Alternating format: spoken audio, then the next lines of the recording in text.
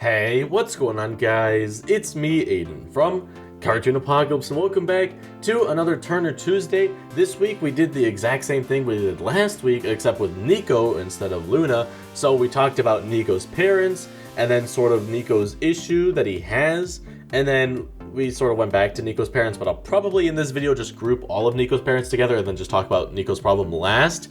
So that's probably what the format is going to be, but you can always skip around down in the time codes down in the description. So that's always a useful tool for you. As far as what we're doing next week, we are going to be doing Xavier Part 2. This is because the first Xavier stream, we had two different characters being developed at the same time. Like, we didn't know what we wanted to do with Xavier at that time. So we're going to be going back and discussing what we should do with Xavier, like what's his character like, etc. So that's what we're doing next stream, and it should be fun. Yeah.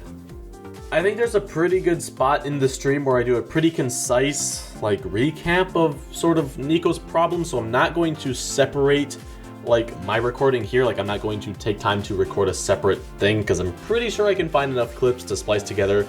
But yeah, we're just gonna do that. But yeah, let's just go ahead and hop right into this video. So this is sort of the base design for the father, and the father's name is Vincent Tobin.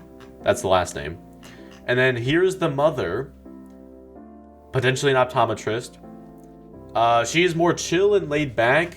Vincent's a lot more strict. So she's more laid back and fun and doesn't care as much about rules. And her name is Maeve, although I might be mispronouncing that name. The grandma is named Roisin. That means little rose. And she'll have like fiery red hair. Not like extremely red hair, but relatively red hair. And then the grandpa, who is no longer with us, is named Aiden.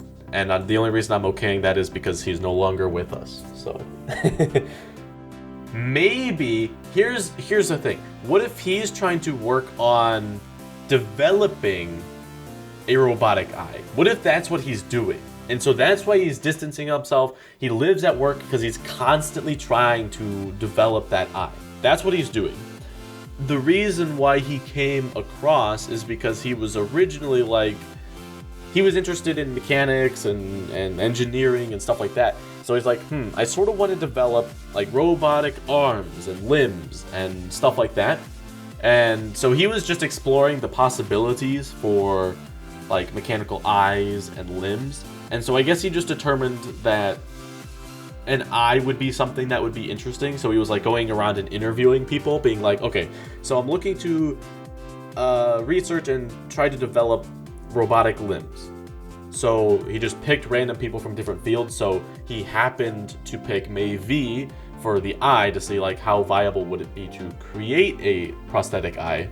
Well, yeah, she would help.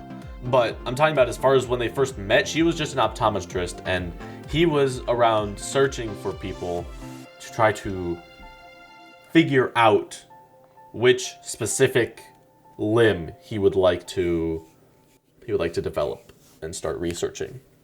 It's a happy end if they are divorced, but they're better and happier friends. Okay, so here's the thing, Raw Linux. The only reason they became apart is because of the incident, right? So I don't know if sort of like moving on from the incident would sort of fix their relationship, right? Because here's the thing.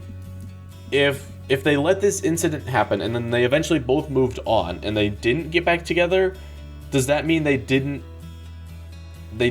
like each other as much as they thought they did?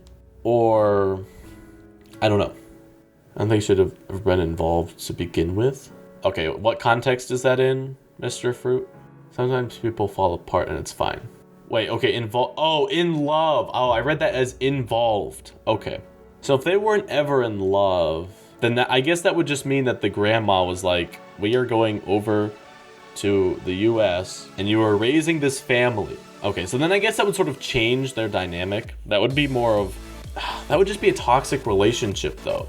That would feel very forced, which I mean, I guess it sort of is, but I mean, yeah, I guess that was sort of the original point, but that's true. That's true. It could start off from a crush and then they realize that, oh, this isn't working very well. Okay, that's fair enough. Okay, we can do that. Those kind of relationships just make me sad, so I always like to avoid them. But I guess they are inevitable, so we have to have them. Okay, so we've cleared that up, I think. I still think they should sort of come together and in the end and be like, whoa, Nico, that's really cool. But then they're like, okay, we should officially break apart though. And then Nico would be like, okay, sure, whatever. Two families, yeah. It's just, it would be a broken family up until the part where Nico sort of brings them together. And it's not really bringing them together, it's just bringing them together to a point to where they can finally talk about their relationship and be like, okay, we need to just like, let's stop, it's not working. And if we continue to do it like this, it's just gonna stay this way. So we need to have a change of pace, right? Nico pushes people away. Okay, so that is his problem, is Nico pushes people away. How does Luna help Nico in this circumstance? Nico pushes people away.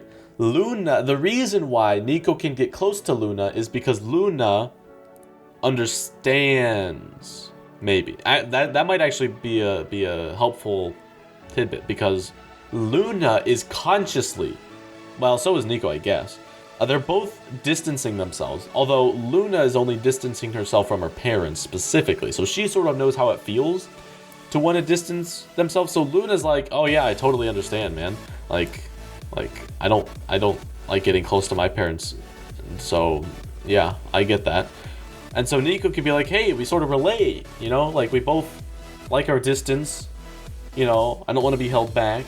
And so especially when Nico finds out like Ilaria is a super dangerous place, and then that she can do magic and she's part dragon and stuff, he's like, oh my gosh, that's so cool. And so they become really good friends through that way. So here's what I think should happen, right? There's a big history of Luna and Nico, creating a battle plan, sort of, right? And so Nico is obviously always getting these big stunts that are a lot more dangerous. And Luna can be like, I don't know, can you pull those off? And then Nico's like, yeah, I definitely can. And so Luna's like, all right, I trust you.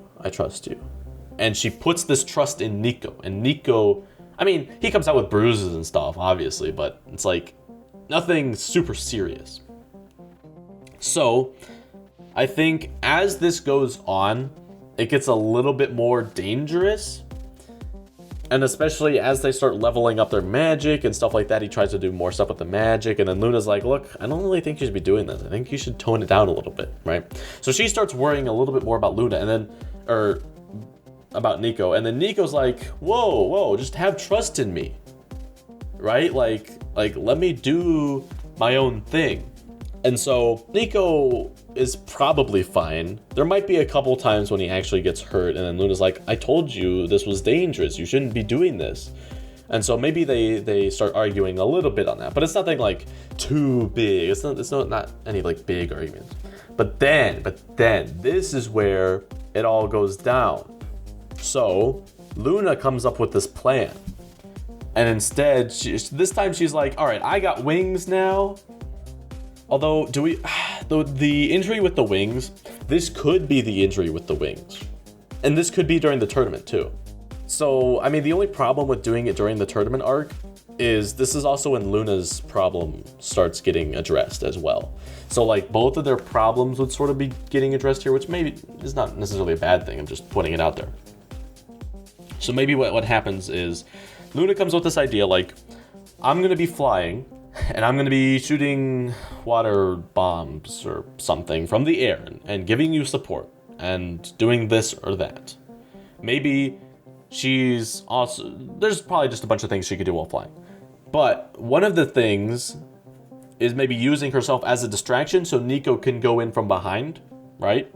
And maybe that would involve like her flying pretty close and then diving down and then going back up, right? Something like that maybe. Nico was like, no, we're not doing that. That's too dangerous. And then Luna's like, you have no room to talk. You do all these dangerous stunts, and there's no way that I can convince you otherwise. Like, you do this, and I can't do anything about that, right? So then Nico's like, you know what? That's a good point. I guess I should place some trust in you. So he still thinks like, I don't think you should be doing this, but you know, since you've placed all this trust in me, I'll place this trust in you.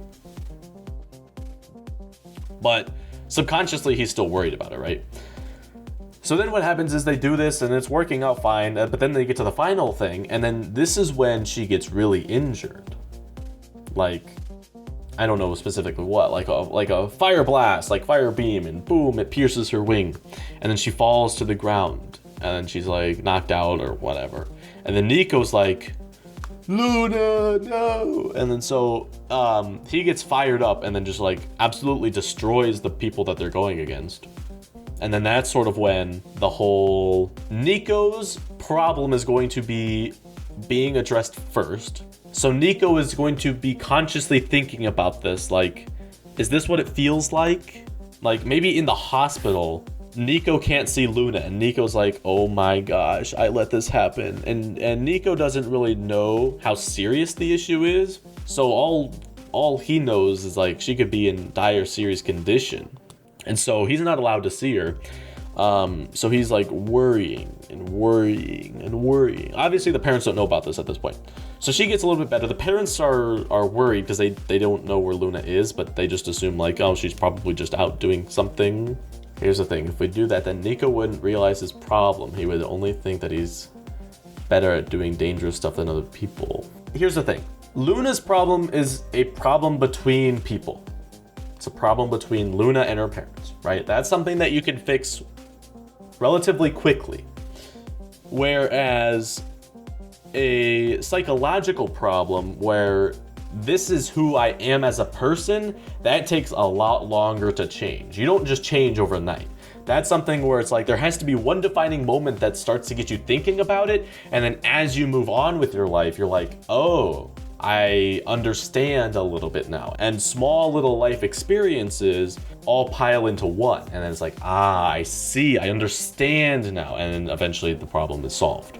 Luna getting hurt is not only gonna fix or start working on Luna's problem, because then there's that whole arc with the parents, but it's also going to be Nico. Nico is going to start to realize like, shoot, Luna got hurt, I sort of understand.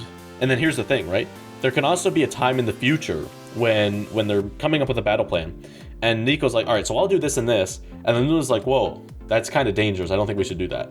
And then Nico's like, oh, come on, like, have some trust me. And then he freezes and he's like, then he flashbacks to himself telling Luna the same thing, being like, that's dangerous, I don't really think we should do that. And then he remembers like Luna got seriously hurt, and then he was like, oh, okay, you know what, I'll take your word on let's not do that, because maybe this is even something where it's like something an Ilarian kind of thing, where it's like you don't really want to do this one thing and you wouldn't know because you're not from Ilaria, right? Or maybe there's like a really high chance that you can get hurt or something like that. So it's just sort of like, you'd be taking a risk, and Luna's like, the risk is not worth it. And so Nico's like, he remembers that. He's like, oh, I don't really want to put Luna through that. Because he remembers sitting outside of the room where Luna is being operated on. And it's like, you know. If you did enjoy, you can leave a like and subscribe for more content similar to this. And I will see you in the next one. Goodbye.